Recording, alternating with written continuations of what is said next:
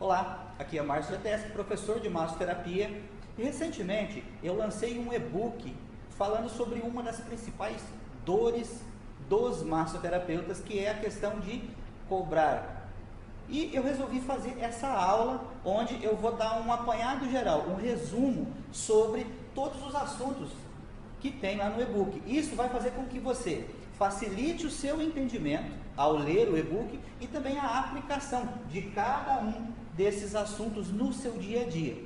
Porque essas literaturas que eu vou falar para você, tudo que está aqui é o que o massoterapeuta vivencia no dia a dia. Então o primeiro capítulo vai falar sobre mindset. Mindset quer dizer mentalidade, e um dos grandes problemas do massoterapeuta em saber cobrar está justamente aí, na mentalidade. O que ele pensa na hora de formular o seu preço, o que ele pensa na hora de atender uma pessoa que está com dor. A maioria das pessoas não consegue gravar, não tem coragem de falar de preço ou de preço alto ou de valorizar o seu trabalho para uma pessoa que está com dores. Então eu quero que você entenda o seguinte: para que você consiga melhorar os seus resultados, você vai precisar mudar a sua mentalidade.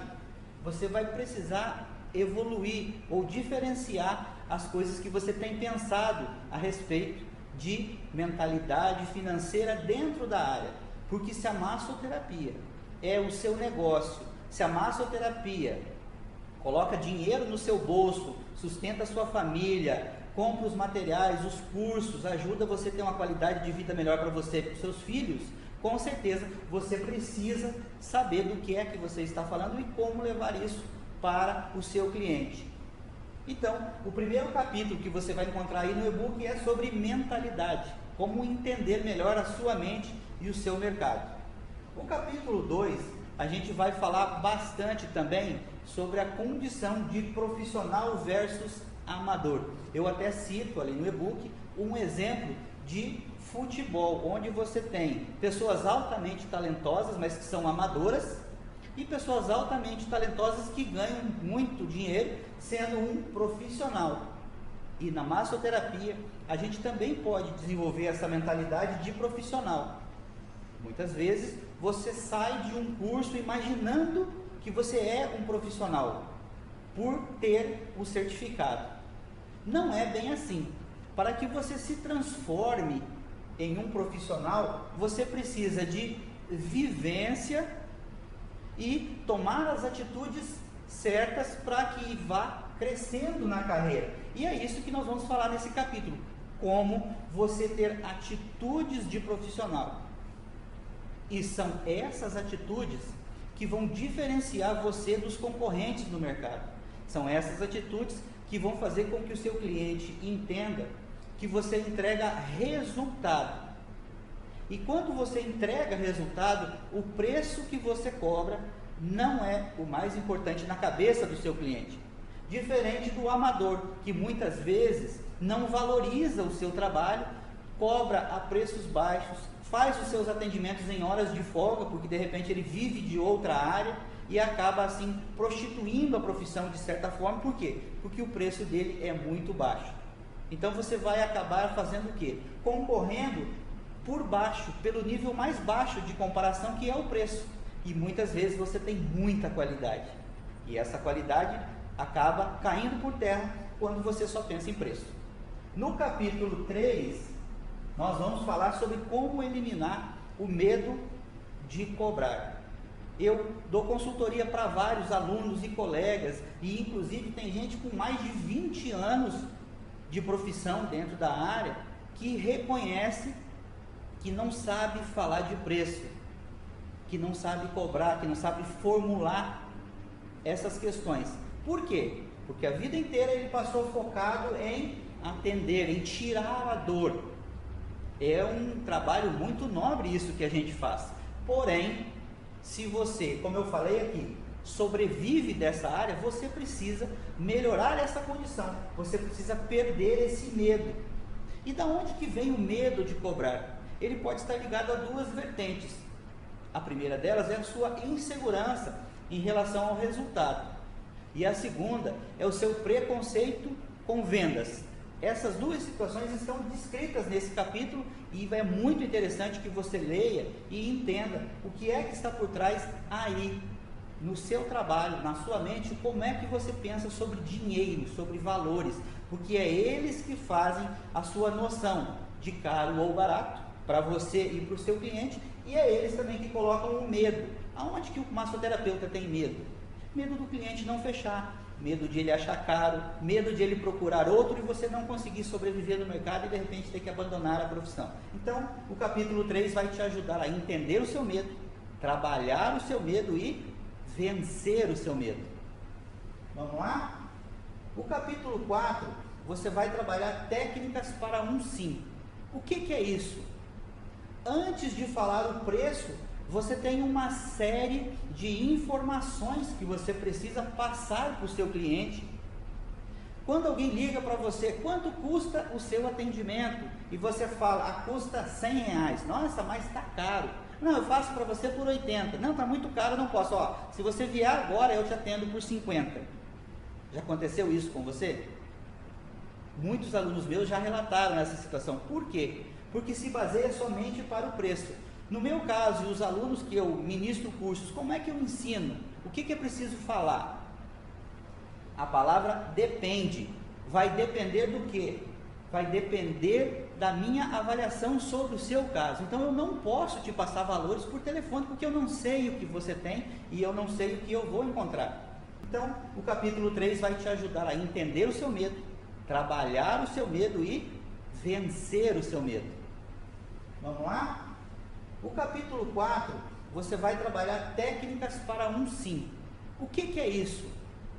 Antes de falar o preço, você tem uma série de informações que você precisa passar para o seu cliente. Quando alguém liga para você, quanto custa o seu atendimento? E você fala, custa R$100. Nossa, mas está caro. Não, eu faço para você por 80. Não, está muito caro, não posso. Se você vier agora, eu te atendo por 50. Já aconteceu isso com você? Muitos alunos meus já relataram essa situação. Por quê? Porque se baseia somente para o preço. No meu caso, e os alunos que eu ministro cursos, como é que eu ensino? O que é preciso falar? A palavra depende. Vai depender do quê? Vai depender da minha avaliação sobre o seu caso. Então eu não posso te passar valores por telefone, porque eu não sei o que você tem e eu não sei o que eu vou encontrar. Você está falando de uma queixa que você interpreta, mas entre o que você fala e o que o seu corpo vai dizer para mim, eu preciso avaliar. Para eu te dizer um valor, eu preciso te avaliar. Então, técnicas para um sim, fala basicamente de como você vai colocar na mente do seu cliente informações que para ele são mais relevantes que o preço. Como assim? Você vai falar para ele do que o seu tratamento é capaz, qual é o resultado que você vai entregar para ele, que dores você vai eliminar, o que ele gosta de fazer e está impedido de fazer e o seu tratamento vai devolver para ele. Eu tive um cliente, por exemplo, que a maior alegria dele era chegar do trabalho e segurar o filho pequeno no colo, e ele não conseguia isso por conta das dores. Então, antes de falar o preço para ele, eu falei, o meu trabalho vai te ajudar a fazer o que você mais gosta na sua vida, que é poder brincar com o seu filho livremente. Você já imaginou que forte isso? Você acha que essa pessoa que tem o filho dele como a coisa mais importante da vida dele, vai se importar em pagar 40, 50 reais a mais do que um concorrente, sabendo que ele vai ter para ele aquilo que ele mais gosta? Então você entrega valor para as pessoas. E para você conseguir a técnica do sim, você precisa entrevistar a pessoa. Você precisa deixar que ela fale, fazer perguntas certas, para que ela diga para você o que é importante para ela. Quando ela falar o que é importante para ela, você vai entregar o resultado para ajudar ela a ter isso que é importante. E isso você vai encontrar nas técnicas para um sim, no capítulo 4 desse livro. O capítulo 5 é um dos mais específicos e o mais especializado desse material. É onde você vai conseguir definir a forma de tratar, de fazer o fechamento, de fazer a avaliação. Eu classifico a primeira sessão em 4 etapas, e que a maioria dos massoterapeutas não faz isso. Ele atende a pessoa, faz uma anamnese rapidinha, coloca na maca, faz o procedimento, terminou, ele pergunta: e aí, melhorou a sua dor? Se a pessoa falar não, seus argumentos caem por terra. Como é que você faz isso? Você divide a sua primeira sessão em partes. A primeira parte é a anamnese e a avaliação. Tudo que ele falou, e depois você coloca a pessoa na maca e vai fazer o seu atendimento, a sua avaliação palpatória, a sua experiência que vai colher as informações e ver se o que ele falou para o que ele sente e o que você sente ao tocar a musculatura dele batem, se as informações combinam. Na sequência, você vai fazer o trabalho e vai tirar dali a interpretação. O que é que eu estou sentindo? O que é que essa pessoa tem? Pelo que ela falou, é isso. Você vai dar o veredito. A terceira situação é a apresentação. E aqui que está o grande problema de muitos massoterapeutas, que eles não conseguem interpretar. Muitas vezes falta anatomia, fisiologia no vocabulário, e esse vocabulário fica defeituoso na hora de você passar para o seu cliente o que ele tem. Então, o que é que você pode fazer?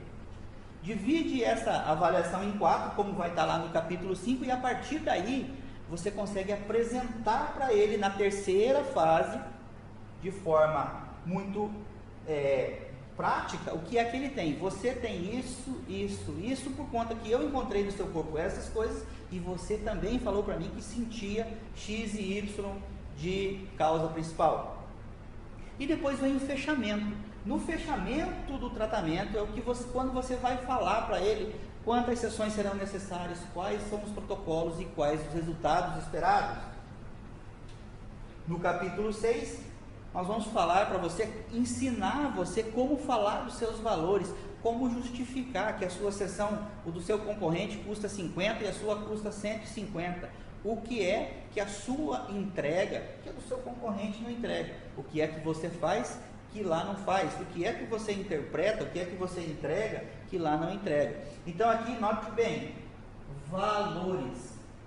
Valor é diferente de preço, que é o que nós vamos ver no capítulo 7. E quando você entrega valores para uma pessoa, o preço fica em segundo plano. E eu vou ensinar para você aqui no capítulo 6 como falar de valores, ok? No capítulo 7, valor versus preço.